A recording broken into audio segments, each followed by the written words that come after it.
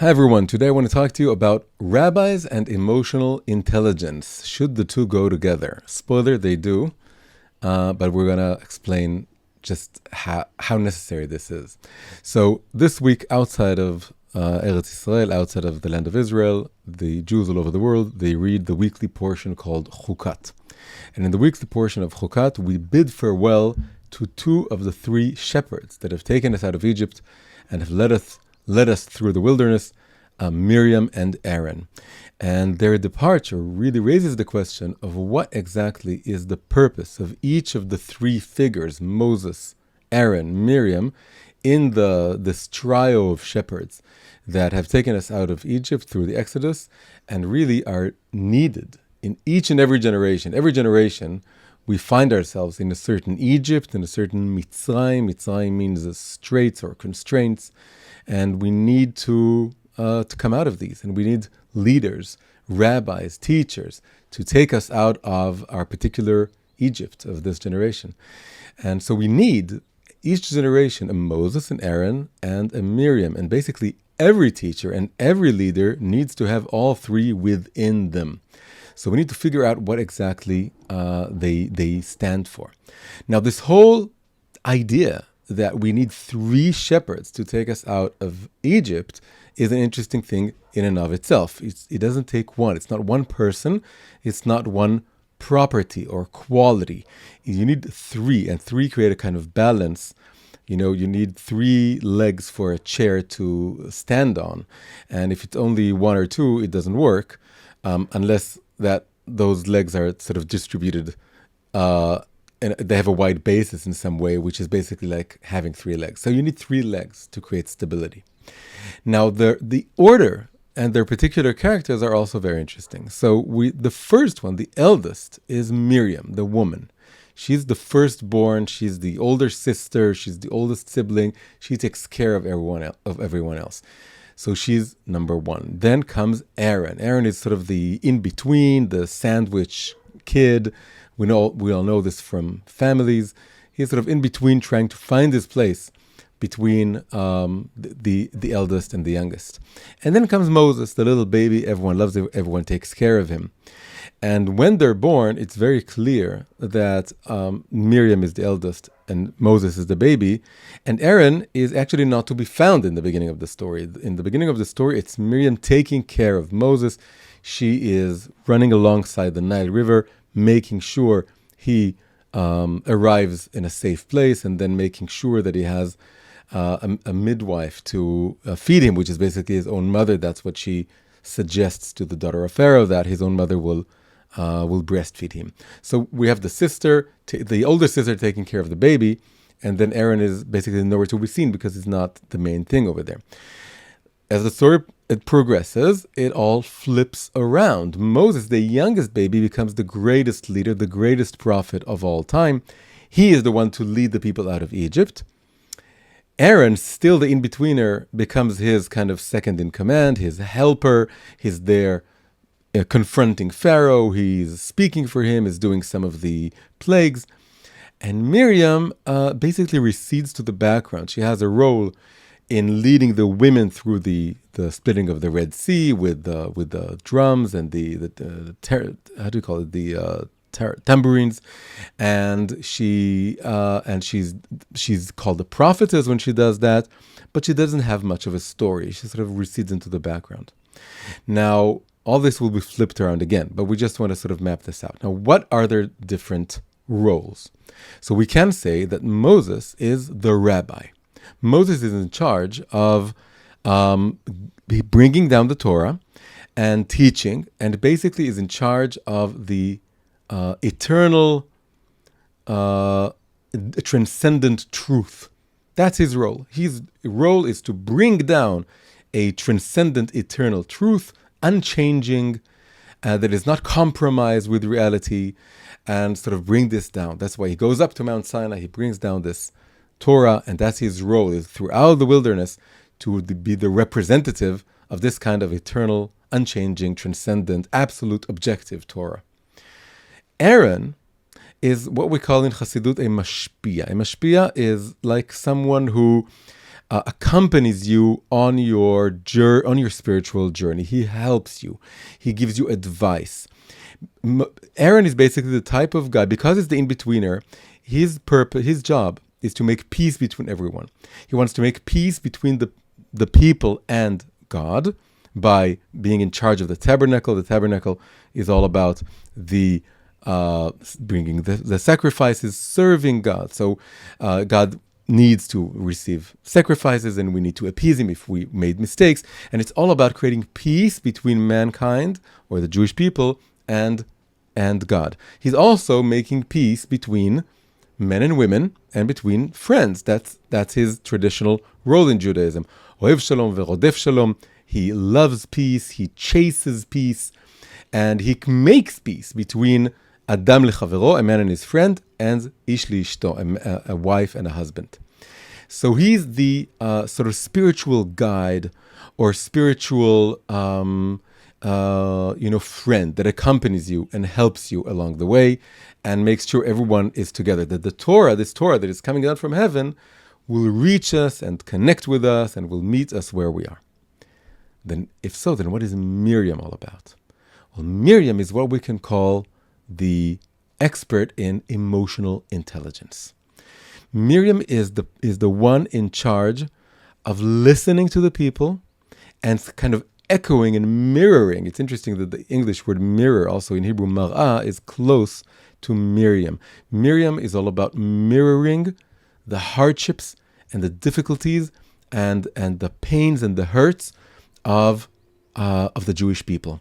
Her name, Miriam, comes from the word bitterness. She was named after the bitter bondage in Egypt, the slavery.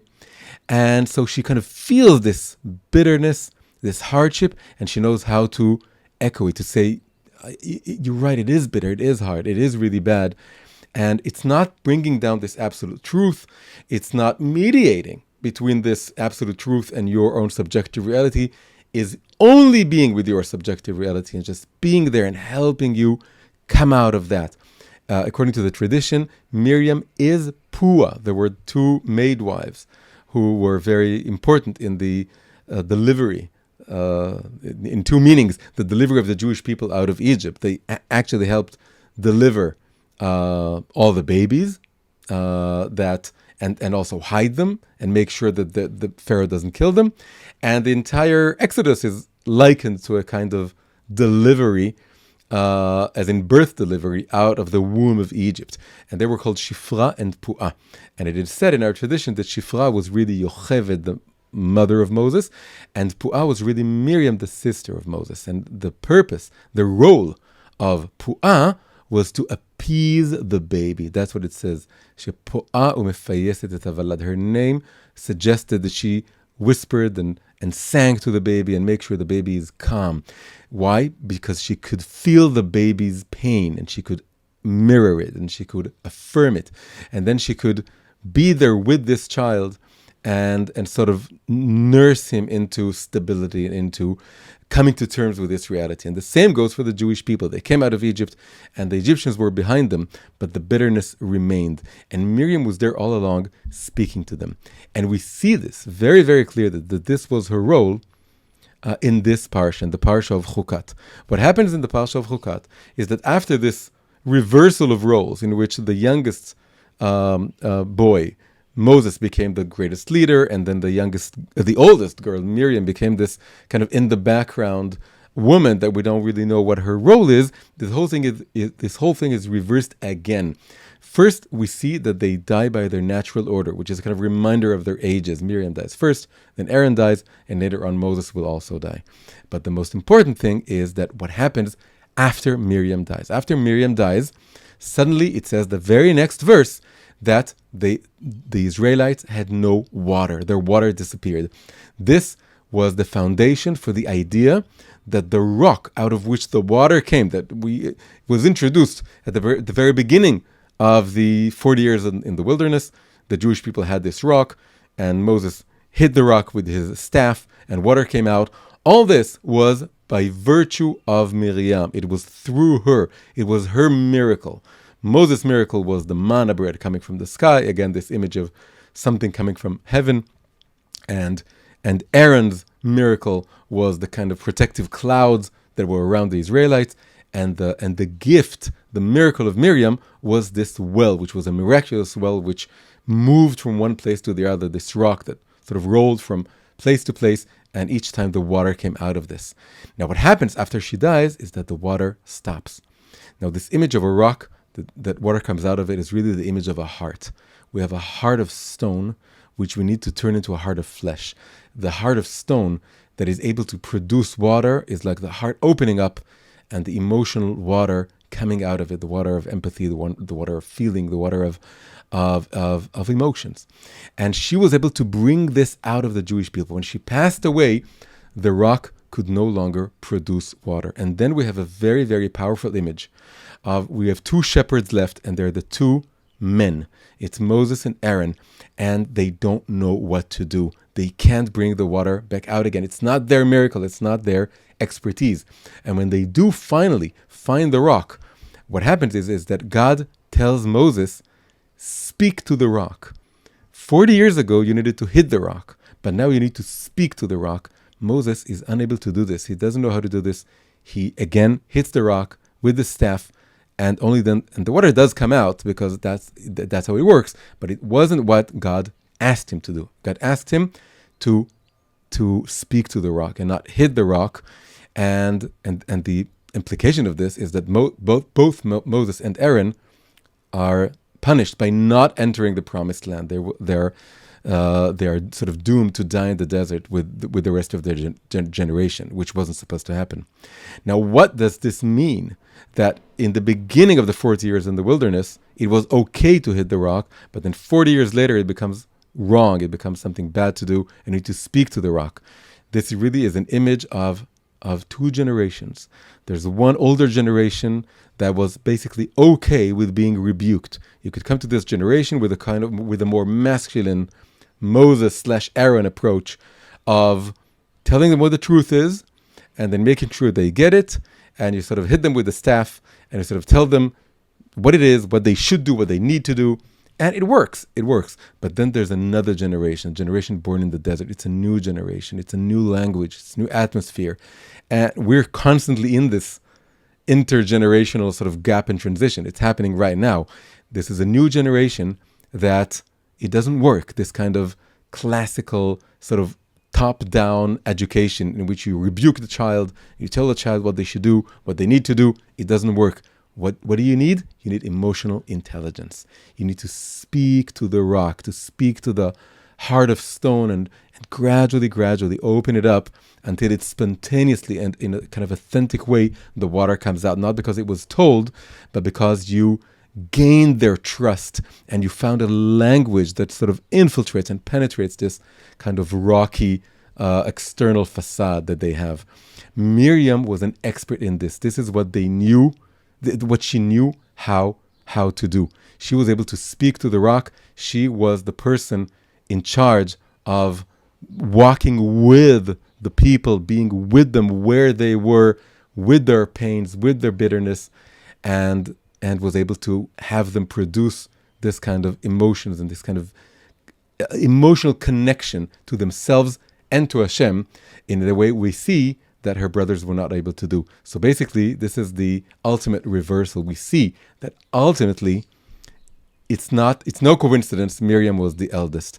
This element of emotional intelligence, of emotional communication, is in a very deep sense higher and more important than this absolute truth that Moses represents and the kind of mediation, spiritual mediation that Aaron represents. Basically, ultimately, we need all three.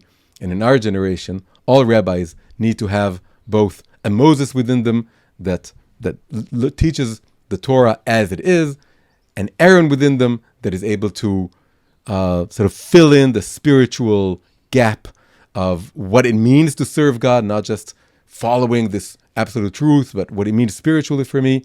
And each rabbi needs also an inner Miriam to speak the language of emotions, the language of emotional intelligence, emotional communication.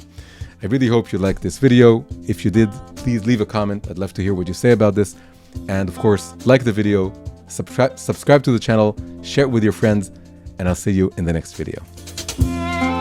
This video was made possible through the kind support of my sponsors over at Patreon. Patreon is a great way to help independent creators like myself produce original content. If you'd like to get more English language videos from me, please consider becoming a supporter via Patreon. You can find the link in the description below. Thank you very much.